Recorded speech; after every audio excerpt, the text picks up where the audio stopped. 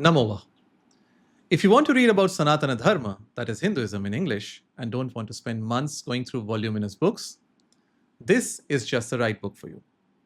The Essential Sanātana Dharma by Śatāvadhānī Dr. R. Ganesh and Hari Ravikumar. Before we explore the book, a few words about the authors.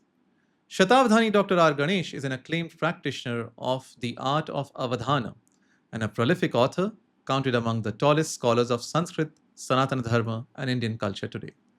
Hari Ravikumar, the co-author, has written, co-written, translated or edited around 40 books. With this small book, the two authors have come up with a much-needed concise introduction to Sanatana Dharma or Hinduism based on primary sources. The authors explain the philosophical basis of Sanatana Dharma, the ancient Indian way of life, and show what makes it the most inclusive and natural of all religio-philosophical systems in the world.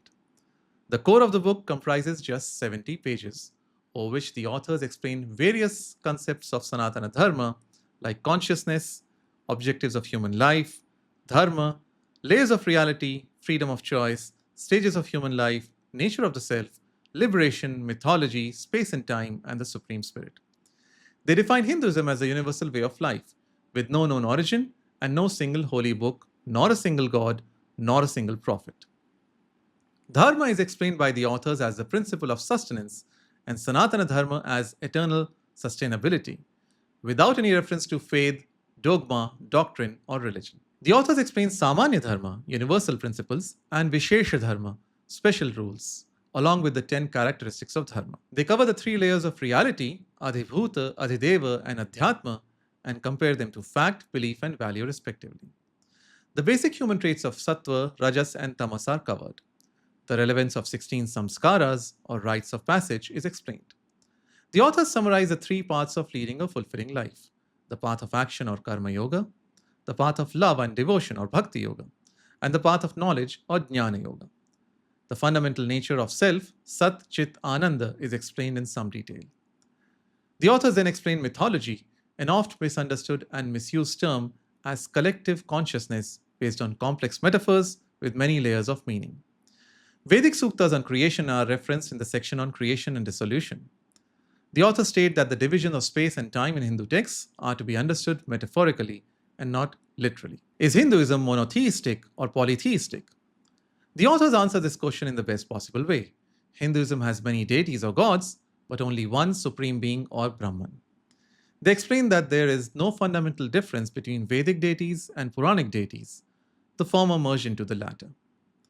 Metaphorically, Vishnu represents space, Shiva represents time, and Shakti represents energy. The authors have a broad perspective on Varna, basing it on aptitude and attitude and not merely on birth. They highlight that as per Sanatana Dharma, the goal is one, but paths are many. In the sections Hinduism in Practice and a Life of Celebration, the authors cover customs, traditions, and festivals of Hinduism. Concluding the core of the book, the authors state that if Mother Nature had to identify herself with a way of life, it would be Sanatana Dharma. The book has 3 extremely useful appendices. The first appendix is a 30-page long compilation of foundational texts of Hinduism. The authors cover the Vedas, the Upavedas, the Vedangas, the Smritis, the Upasmritis, the Agamas, the Itihasas, the Puranas, and the Upapuranas, along with the Darshanas. Hundreds of texts in these categories are listed with a brief summary of their contents. The second appendix gives definitions of around 200 technical Sanskrit terms used in the book. The third appendix on further reading is a compilation of more than 100 English books, including primers, primary sources and translations, complete translations, retellings, secondary sources, and reference books on a wide range of topics including Hinduism, Indian culture, Vedas, Upavedas, Upanishads, Dharma Shastras, Itihasas, Puranas, Darshanas, and history of India. Ending the section on further reading is a list of 60 English authors whose works Śatāvadhānī Dr. R. Ganesh and Hari Ravikumar find reliable and authentic. The books and authors mentioned in this section include both Indian and foreign books and authors. After the 3 appendices comes the most scholarly part of the book in my opinion, around 200 notes and references which are a testimony to the author's deep scholarship of many topics. The authors trace the expression Sanatana Dharma to not only the Manusmriti and the Mahabharata, but also to the expression Dharmani Sanata or Sanata Dharmani in the 3rd book of the Rigveda Samhita. Many important terms and concepts are explained in detail in these notes, and they are a delight for the scholarly reader. How the author seamlessly knit old wisdom with modern insights is exhibited in note 155, where the authors first cite M. Hiriyanna, who said, "When a new stage of progress is reached, the old is not discarded but is consciously incorporated in the new. It is this critical conservatism which marks Indian civilization as a whole that explains its stability and constitutes its special strength." The authors then add, "This statement continues to be relevant even today because there seems to be an increase in the numbers of two kinds of Hindus. Deracinated Hindus who are clueless about Indian heritage and yet are uber-critical about the past, and chest-thumping Hindus who have great reverence for the culture but little or no criticality. The need of the hour is rooted, well-read and compassionate Hindus who can see everything with an impartial eye." I strongly believe this book, The Essential Sanātana Dharma, is authored by rooted, well-read and compassionate authors who will inspire readers to become rooted, well-read and compassionate. The book ends with a mini guide titled "A Few Things Every Hindu Should Do." This is especially useful for modern Hindu parents. In this guide, one finds some great advice for the current age Hindus.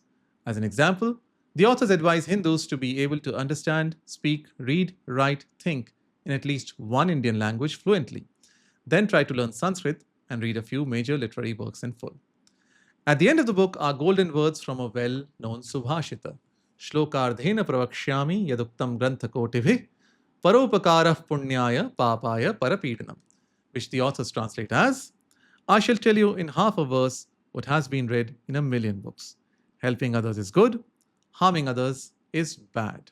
This is the essence of Sanatana Dharma and an apt ending for the book, The Essential Sanātana Dharma, which I highly recommend to English readers, both beginners and advanced, who are interested in knowing Sanatana Dharma. Though the authors are learned scholars, this book is written in a lucid style and is easy to follow. A reader can finish the book in a few days, but it'll take several readings and much longer to completely understand and appreciate all the concepts covered in the book. This is a book for all readers, including skeptics who want to understand the fundamentals of Hinduism. People of all ages and from all walks of life will find something useful in this book.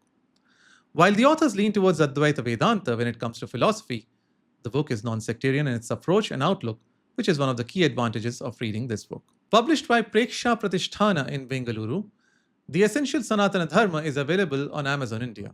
It is priced at ₹150 and is an ideal book for your book collection. It is also an ideal gift for Hindu children and newly married Hindu couples. If you want to know more about Hinduism, do get this book, read it, understand it, and most importantly, spread the knowledge. Namo.